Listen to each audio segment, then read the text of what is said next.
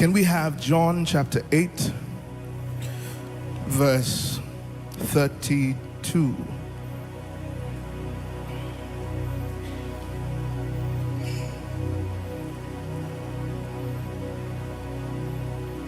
No, verse 13, I beg your pardon. Can we have it in the Passion Translation, please?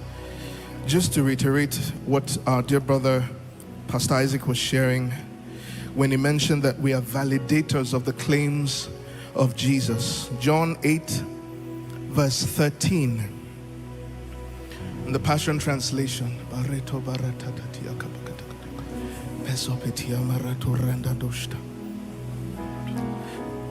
All right, let's read in KJV. It says, the Pharisees therefore said unto him, thou bearest record of thyself.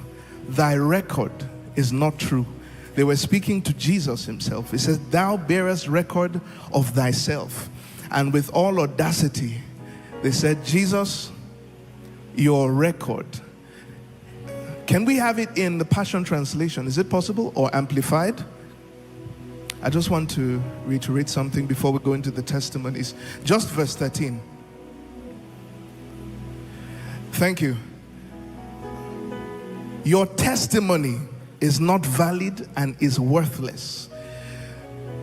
And in our day, society, life, principalities and powers would look at your life and try with all they can to say this about Jesus, that what Jesus claimed in the Bible, what Jesus claimed he is not true, until what we see happen in the life of Jesus begins to happen in our lives. If divine health is only a reality in the life of Jesus and not in our lives, then we are not successfully validating the claims of Jesus.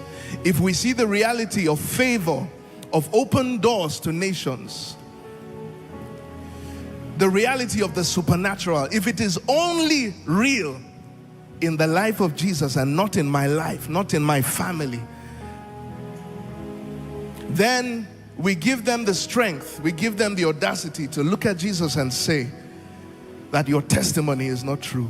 And so when you see the Lord come through in your life in a loud way, he's making a statement, he's responding to principalities and powers, he's responding to life, that when they stand, thank you very much, the Passion Translation, it says you're just boasting about yourself.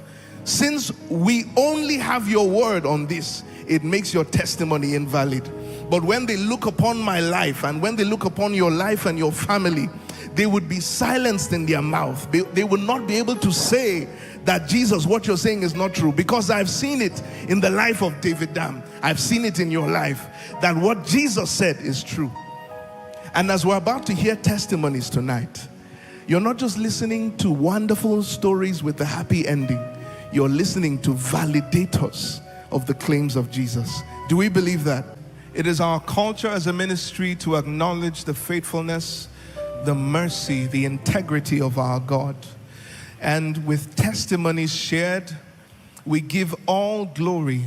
Every testimony points to only one doer, one who is able to turn situations from darkness to light, from sorrow to joy, from weakness to strength. As a family, let's respond to him. Let's respond to him. These are not stories from far away. These are our brothers and sisters.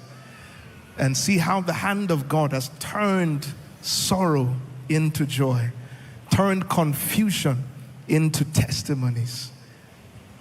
Miracle jobs, supernatural healings, the manifestation of God's word and his promises. Let's truly thank him. Let's truly thank him. Let's truly thank him as one grateful house. And as you're thanking him, begin to speak to him concerning your life. You may have heard a testimony that you can currently relate with. It may be a situation you are currently facing. This testimony is God's letter to you, that I am faithful.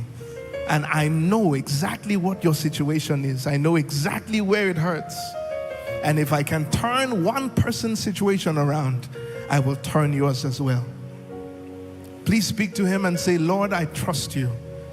I trust you in spite of how it feels. I trust you because I've seen your hand at work. my faith comes alive to trust you again.